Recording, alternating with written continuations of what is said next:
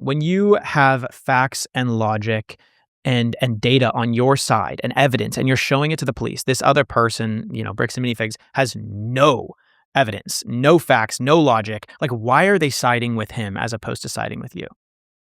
Dude, I hate to say the whole Mormon thing. I know that's been kind of like a viral thing. It's like a Mormon conspiracy. I'm like not a conspiracy theorist. Like I hate conspiracies. I'm always like the logical, like, okay, here's what's actually happening. Like, let's prove this with facts and stuff. But it is weird that every time they talk to Josh and Brandon in the body cam footage, the first thing they always say is, I'm on like this board of people of the Church of Latter-day Saints, they're like, I'm like high up there. So I think from the police's point of view, it's not like, oh, they're like my Mormon friends, like it's a Mormon cover up, but I think it's more of, oh, well, if he made it this high in the Church of Mormonism, he must be trustworthy, right? Because Mormons don't lie. It's against their like religion to lie and steal.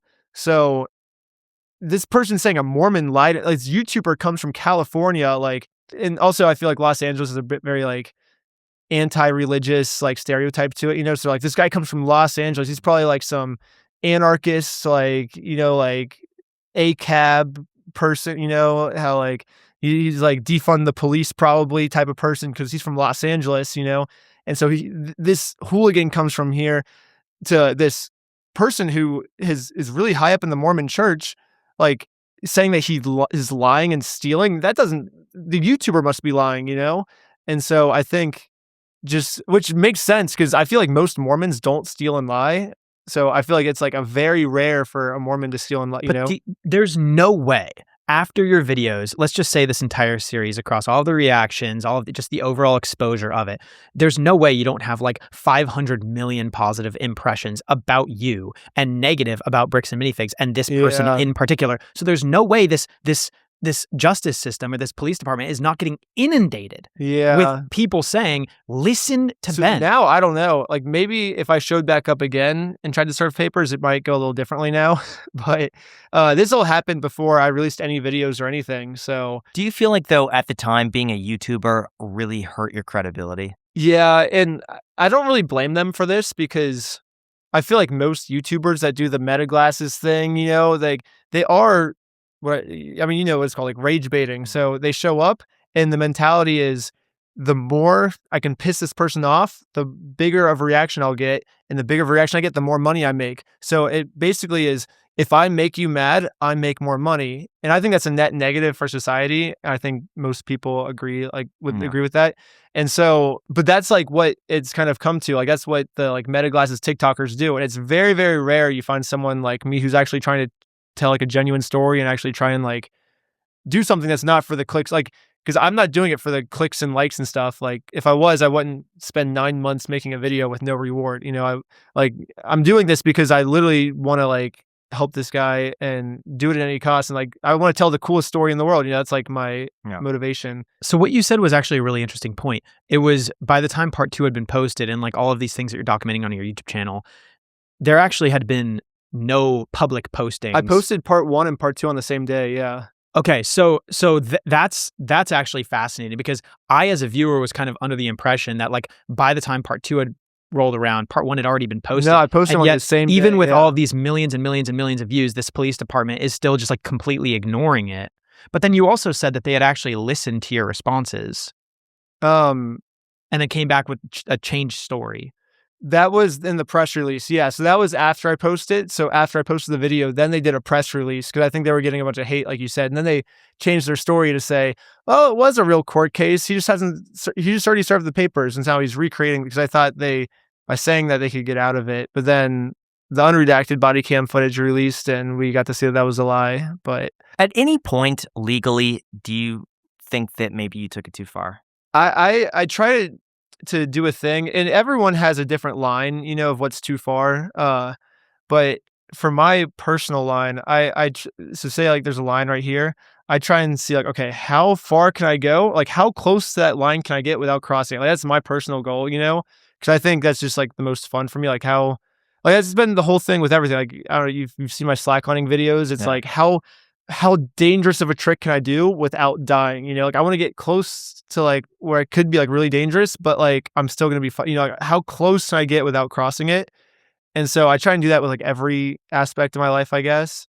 And maybe for some people, I think the line is here. Like a lot of lawyers reacting to it, their line is like down here, you know? So just by me, like the first 10 minutes of the video where I don't even think I did anything yet, they're like, oh, Ben's already crossing the line, you know? So everyone has a different line. The one thing I saw was that a lawyer was breaking down you having people sign a document without knowing what was in the document, or you like changing like a little line in the document and adding it in and then like sneaking it in. And a lot of them were saying, are you talking about the 𝗪𝗧𝗡 thing? So I don't know. I just come up with like legal like ideas, I guess, that I just kind of pull out my butt.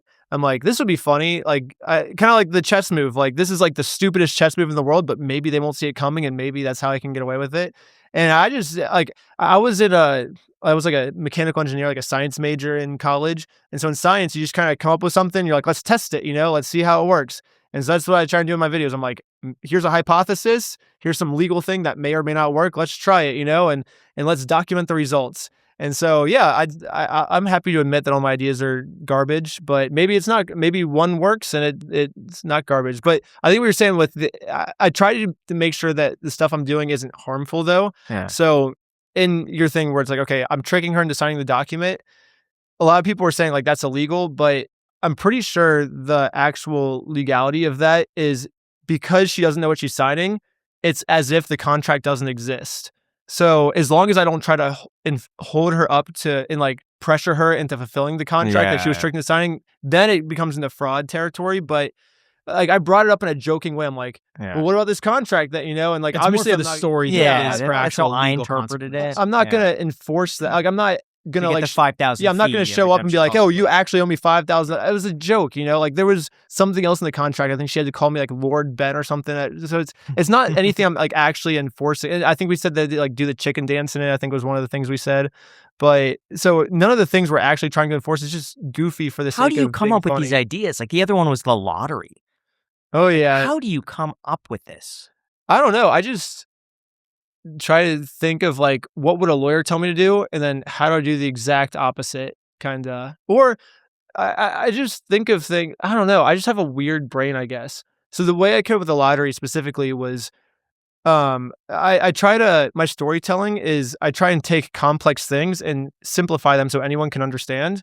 And so I had no clue what like a civil crime versus criminal crime was. Like I knew they were like legal words, but I didn't really know what they were.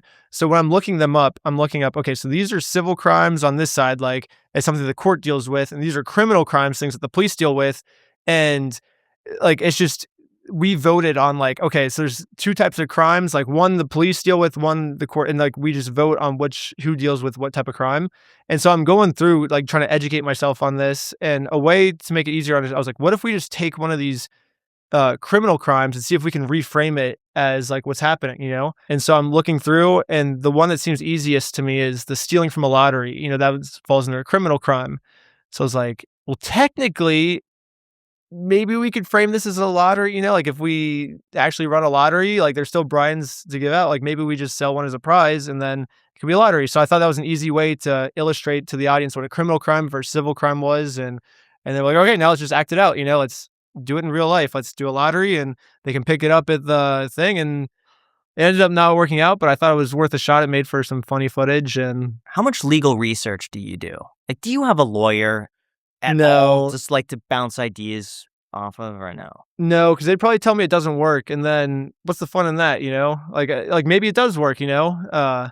Like at the end of the day, I think it worked. Like we shut the store down, and I think we would have won the 10 lawsuits if we would have actually gone through with it, because I think it would have worked, you know? But I don't know, like it's worked for me every single video so far. Like 𝗪𝗧𝗡 Manor, like everything we did to him ended up ultimately working. We shut down. I was the last person to ever go through that haunted house. So everything I've done has always worked so far. So now, I gotta say, one thing that I've noticed by talking to a lot of entrepreneurs is that all of them want to use AI, but they don't know how it'll actually work inside their business. Like, it's one thing to use AI to write an email, but it's another to have it handle incoming calls, set appointments, answer questions, and talk to customers in real time. And that's where today's sponsor, 11 Agents by 11 Labs, comes in. It's a platform that lets businesses build real-time AI voice agents for sales, support, operations, inbound calls, and more. What's really impressive impressive is just how fast it is to set up. You could launch voice agents in minutes, and they could speak in over 70 languages. Here's an example. ¿Podrías decirme qué tipo de ayuda necesitas? It also works with tools businesses already use like Salesforce, HubSpot, Zendesk, Google Calendar, and Twilio. So instead of having to change up your entire workflow, it fits right into the systems that you already have. And you could train these agents using your own knowledge base, SOPs, and policies. That way, the responses seem consistent within your business instead of just sounding generic. Plus, with expressive mode, they give you way more control over the tone and delivery, so the conversations sound way more natural and human. So try out 11 agents by going to 11labs.io/icedcoffeehour to get started today for free.